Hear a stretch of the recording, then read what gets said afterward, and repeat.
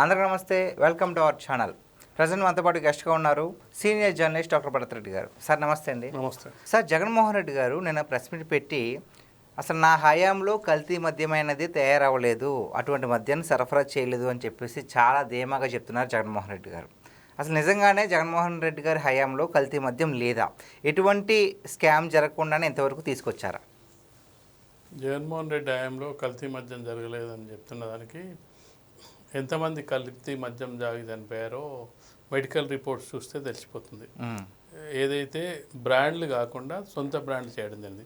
ఆంధ్రప్రదేశ్ వరకే ప్రభుత్వమే బ్రాండ్లను క్రియేట్ చేయడం జరిగింది.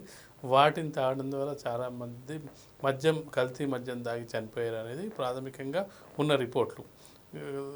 మద్యం తయారీ ఏ ప్రభుత్వం కూడా, రాష్ట్ర ప్రభుత్వం బ్రేవరీస్ మద్యం తయారీని చేయదు. కానీ జగన్మోహన్ రెడ్డి ఆ పని చేయడం జరిగింది. దానికోసం మద్య పాలసీలనే మార్చడం జరిగింది. మద్యం పాలసీలు మార్చడం ద్వారా ఇప్పుడు జరుగుతున్న చర్చ రచ్చ ఇదంతా కూడా మనం చూసుకున్నట్లయితే లిక్కర్ స్కామ్కి సంబంధించింది కూడా మళ్ళీ చుట్టూ తిరిగి అక్కడికి వెళ్తుంది. ఏదైతే జగన్మోహన్ రెడ్డి చెప్తున్నాడో నా హయాంలో అసలు కల్తీ మద్యం తయారు చేసి అసలు మద్యం లేకుండానే చేస్తాననే ఒక ఎన్నికల హామీ కూడా ఇవ్వడం జరిగింది. సంపూర్ణ మద్యాన్ని నిషేధం చేస్తాం మేము అధికారంలోకి వచ్చిన తర్వాత అని చెప్పి ఎన్నికల సమయంలో ప్రజలకు మాట ఇవ్వడం జరిగింది. కానీ అదేది చేయకుండా కొత్త మద్యం పాలసీని తీసుకురావడం జరిగింది. అంతకుముందు ఉన్న మద్యం పాలసీని మార్చి కొత్త మద్యం పాలసీని, అది డిజిటల్గా ఉన్న మద్యం పాలసీని తీసుకొచ్చి మాన్యువల్గా తీసుకురావడం జరిగింది. అప్పుడే మద్యం పాలసీకి సంబంధించి కొత్త బ్రేవరీస్ రావడం జరిగింది, కొత్తగా వీళ్ళు తయారు చేయడం జరిగింది, కొత్త షెల్ కంపెనీ రావడం జరిగింది. అవన్నీ జగన్మోహన్ రెడ్డి హయాంలోనే జరిగింది అనే దాని మీద ఇప్పుడు లిక్కర్ స్కామ్ సంబంధించి చర్చ, విచారణలు, కోర్టులు, బెయిల్లు ఇవన్నీ జరుగుతున్న సందర్భాన్ని మనం చూడొచ్చు.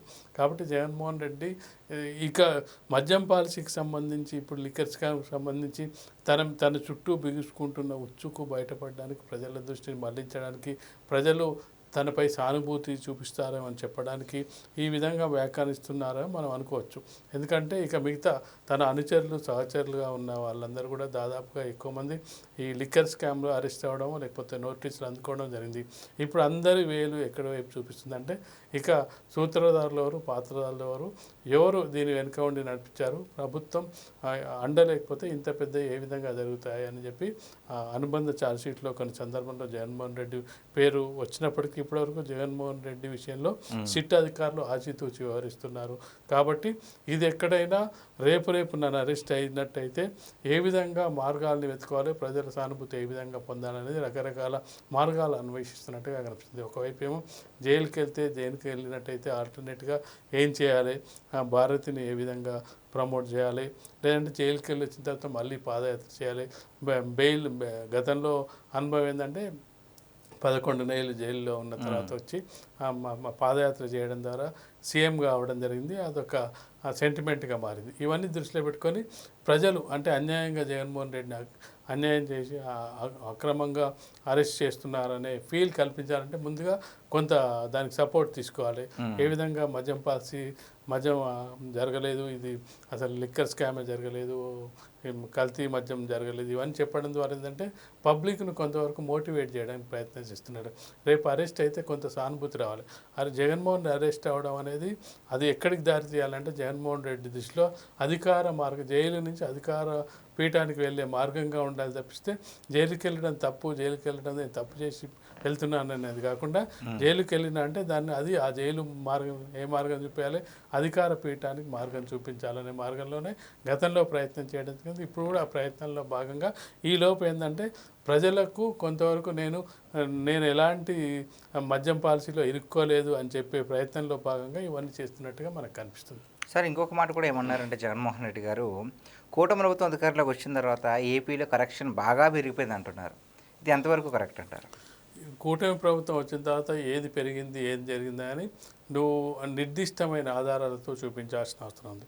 ఎందుకంటే కూటమి ప్రభుత్వంలోని మంత్రులు పనిచేస్తున్నారు. మంత్రులు ఉన్నప్పుడు ఈ మంత్రి మీద అవినీతి ఆరోపణలు ఉంది, ఈ మంత్రి లంచం తీసుకుంటూ, ఈ మంత్రి డబ్బులు లేకుండా పని చేయట్లేదని ఒక నిర్దిష్టంగా కొన్ని ఆరోపణలు చేస్తున్నప్పుడు దానికి సంబంధించిన ఆధారాలు చూపించినప్పుడు ఇవన్నీ తెలిసే అవకాశం ఉంటుంది.